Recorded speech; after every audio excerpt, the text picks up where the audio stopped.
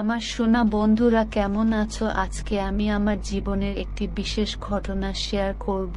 আমার বয়স 7 বছর এবং আমি দেখতে অনেক সুন্দরী। আমার জীবনের কিছু ঘটনা আপনাদের সাথে শেয়ার করতে যাচ্ছি। শুধু একা বসে শুনুন, মজা পাবেন। বেশি আশেপাশে কেউ থাকলে কানে হেডফোন লাগিয়ে নিন। আমি একজন গৃহিণী, পরিবারের কাজ, রান্না বান্না এবং আমার ছেলে রাজীবকে দেখাশোনা করে দিন পার হয়ে যায়। রাজীব স্কুলে যায় আর আমি তার দেখাশোনা করি। একদিন আমি রাজীবের বইয়ের মধ্যে একটি চিঠি পেলাম। সেই চিঠি পড়ে বুঝতে পারলাম রাজীব স্কুল জীবনে প্রেমে পড়েছে। আমি তাকে এই সম্পর্ক থেকে দূরে রাখার অনেক চেষ্টা করলাম, কিন্তু কিছুতেই কাজ হলো না।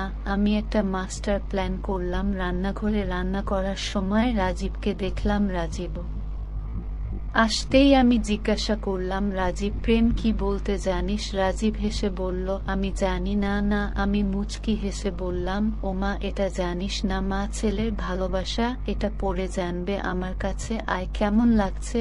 রাজীব বলল, ভালো লাগছে না। আমি হেসে বললাম, এটা হলো ভালোবাসা। রাতে আরো শিখাবো। রাতে আমি স্বামীকে বললাম, ছেলের শরীর ভালো নেই, আজ আমি ওর সাথে থাকবো। এই বলে রাতে তাড়াতাড়ি খাওয়া দাওয়া সেরে আমি আর রাজীব ঘুমাতে গেলাম। রাতে রাজীবকে বললাম, এখন দেখো ভালোবাসা কাকে বলে। আমার হাত ধরো, মৃদু চাপ দে, চিমটি কাটার মতো ব্রাজিল নিবে। আমার কথা শুনতে লাগল। আমি বললাম, আমার গলায় নিঃশ্বাস ফেলো। সমস্ত নরম জায়গায় ব্যথা হলে যেমন কবিরাজ ঝাড়ু দেয় তেমনি করে দে। কেমন লাগছে?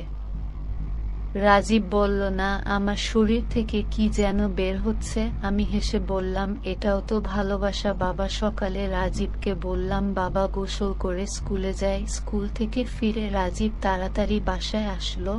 আমি জিজ্ঞাসা করলাম, আজ এত তাড়াতাড়ি কেন? রাজীব বলল, তোমার সাথে প্রেম শিখতে আসলাম মা। এইভাবে আমি রাজীবকে প্রেমের মায়াজালে জড়িয়ে নিলাম। আমাদের মধ্যে একটি নতুন সম্পর্কের সূচনা হলো। মা ছেলের এই ভালোবাসা আমাদের জীবনের প্রতিটি মুহূর্তকে নতুন করে দিল।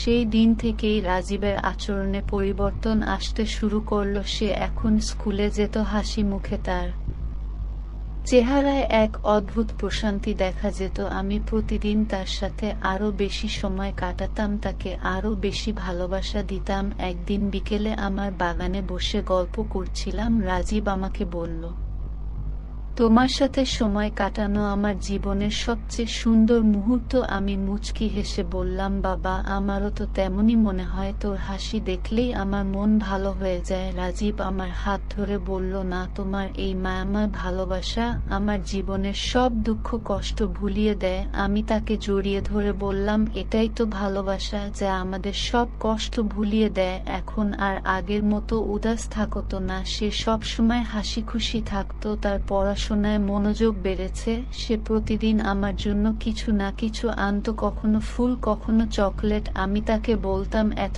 কষ্ট করে এসব আনিস কেন? শেষে বলতো, তোমার হাসির জন্যে মা, তোমার হাসি দেখলে আমার মন ভালো হয়ে যায়।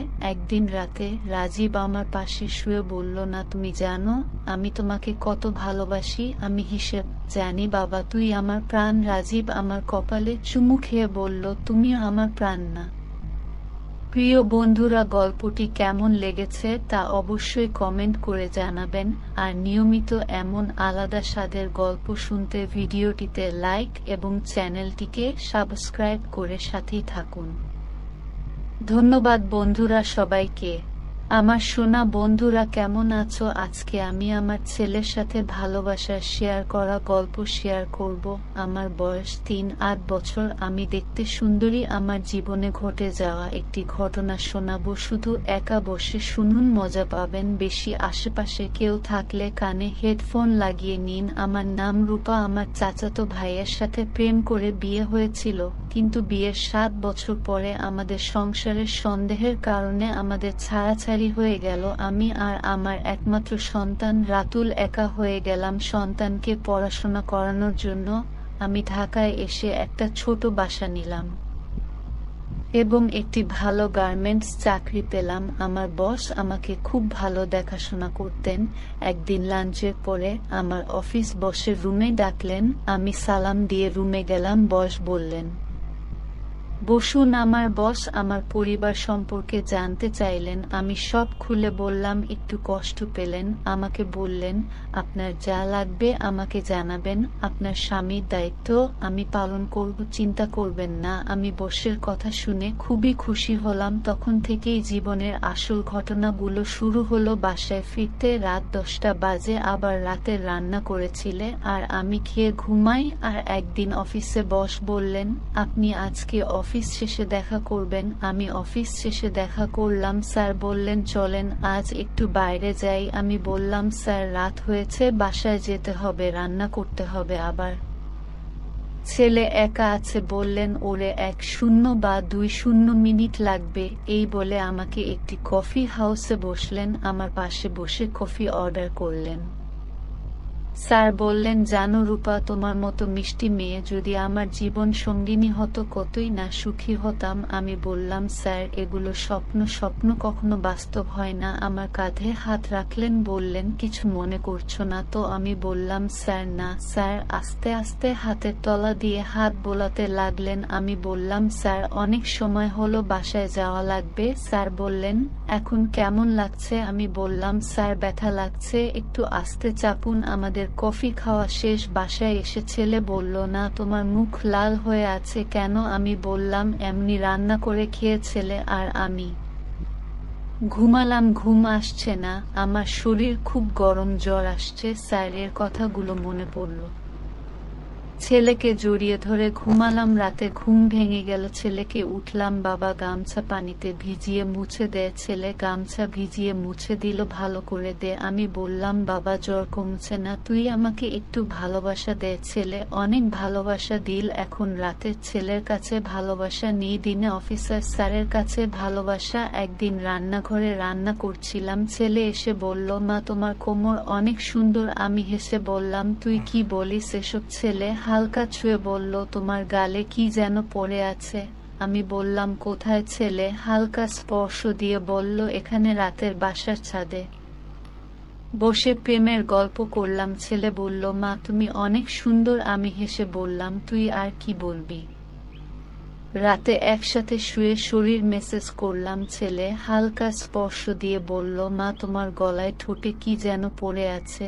আমি বললাম, কোথায়? ছেলে হালকা স্পর্শ দিয়ে বলল, এখানে। ঘুমের মধ্যে ভালোবাসা আদান প্রদান করলাম। রাতুল বুঝেও না বুঝার ভান করল। পরের দিন ছিল রাসুলের জন্মদিন। আমি অফিস থেকে আসার পথে তার পছন্দের একটা গিফট কিনে নিয়ে এলাম। বাসায় এসে দেখি রাতে আমাকে সারপ্রাইজ দিতে নিজেই ডিনার রেডি করে ফেলেছে। তার মন ভরে গেল। আমরা দুজন মিলে দিল। সেই মুহূর্তটা ছিল আমাদের জন্য বিশেষ। আমি তাকে গিফটটা দিলাম, সে খুব খুশি হলো। তারপর আমরা দুজন মিলে একসাথে বসে গল্প করলাম। বলল, না তুমি সবসময় আমার পাশে থেকো। আমি বললাম, অবশ্যই বাবা, আমি তোমার জন্য সবকিছু করব। আমরা রাতে একসাথে বসে সিনেমা দেখলাম। রাতুল আমার কোলে মাথা রেখে ঘুমিয়ে পড়ল।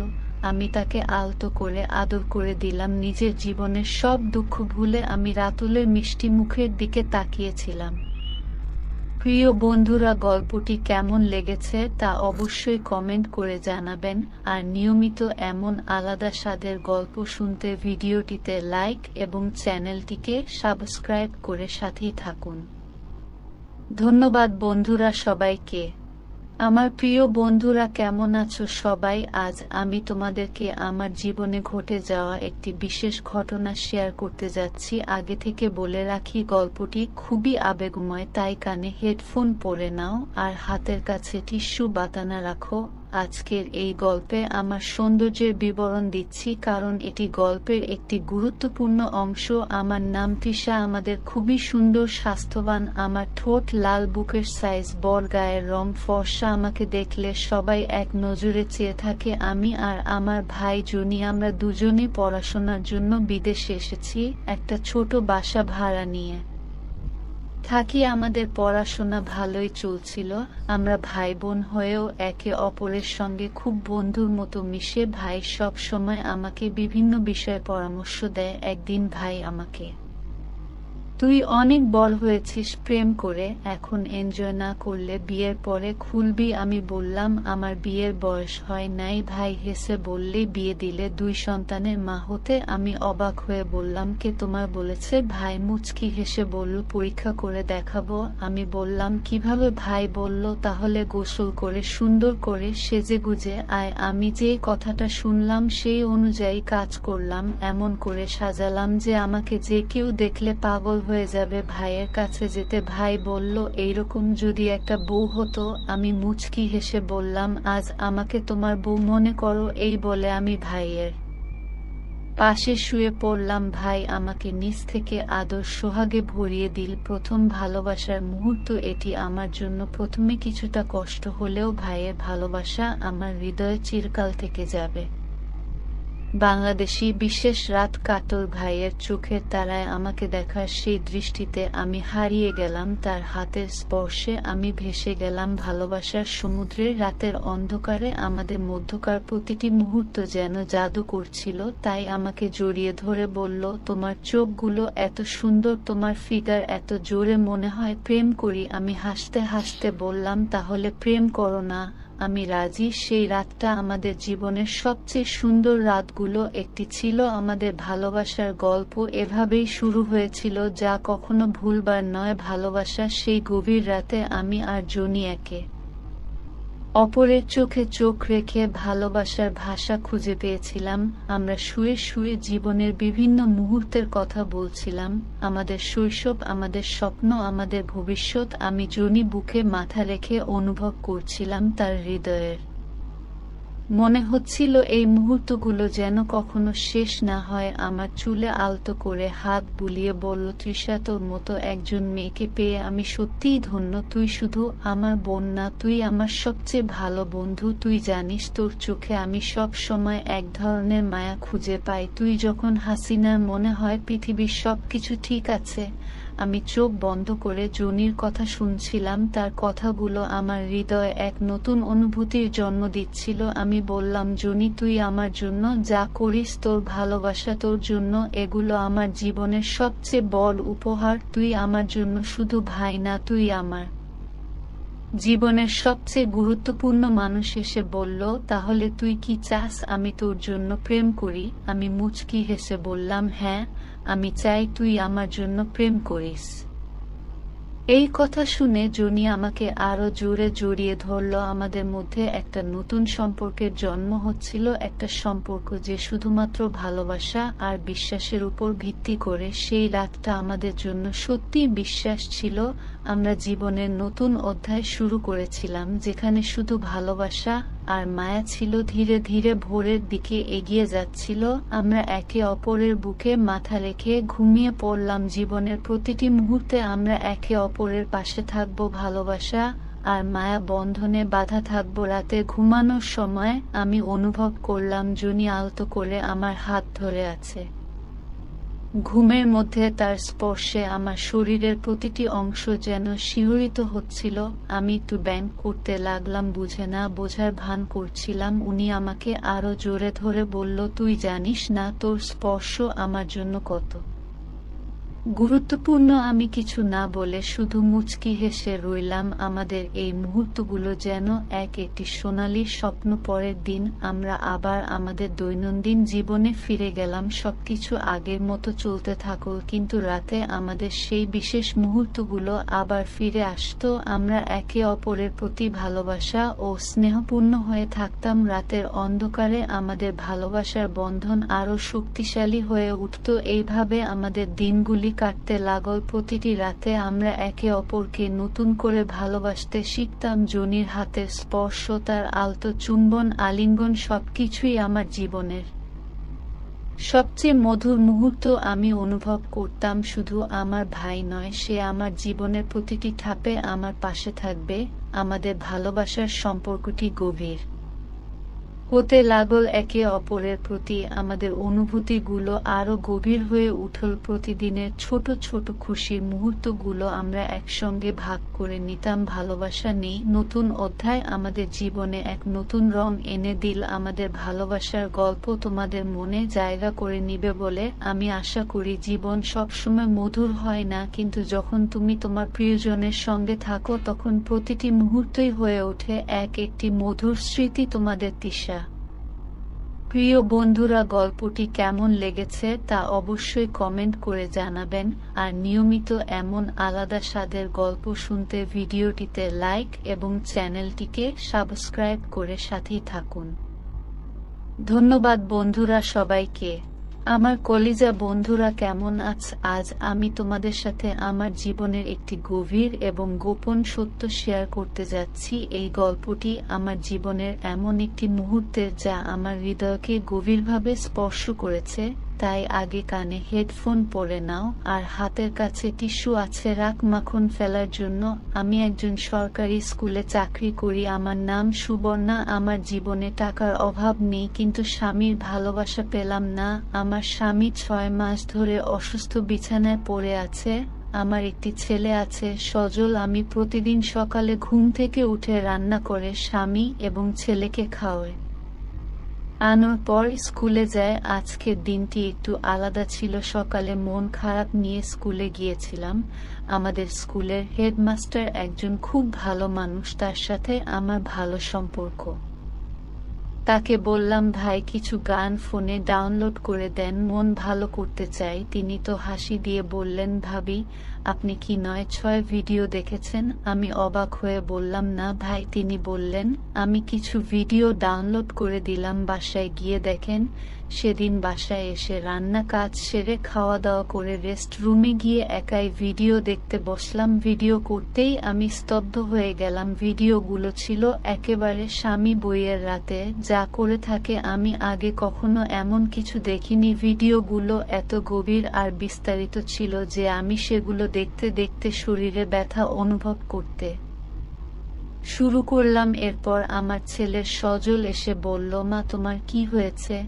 আমি কাঁপা কাঁপা গলায় বললাম, বাবা আমার শরীরে অনেক ব্যথা হচ্ছে, নিচ থেকে উপরে তুলে দে। সজল আমার শরীর টিপতে শুরু করলো, কিন্তু ব্যথা কিছুতেই কম ছিল না। অবশেষে আমি লজ্জার শরম রেখে বললাম, বাবা আমায় ভালোবাস। সজল তখন গভীরভাবে আমার দিকে তাকাল। সে আমাকে খুব আদর করে আমার চোখের দিকে চেয়ে বলল, না তুমি এত সুন্দর, তোমার ঠোঁট এত লাল, তোমার ফিগার এত ভালো। আমি লজ্জা পেয়ে বললাম, বাবা এসব কি বলছো? সে বলল, না তুমি জানো না তোমার কত সুন্দর চেহারা, সবাই এখনো যদি তোমার দিকে তাকিয়ে থাকে। এই কথাগুলো শোনার পর আমি আরো লজ্জায় মুখ থাকতে চাইলাম, কিন্তু সজল আমাকে থামালো। সে আমায় হাত ধরল, চোখে চোখ রেখে বলল, না তোমাকে আমি খুব ভালোবাসি, তোমার প্রতি আমার অনুভূতি খুব গভীর। আমি অবাক হয়ে তাকালাম, তারপর বললাম, বাবা তুমিও আমার প্রাণের টুকরা, আমি তোমার মায়ের ছাড়া কিছুই নয়। এরপর সজল আমাকে আলতো করে জড়িয়ে ধরল।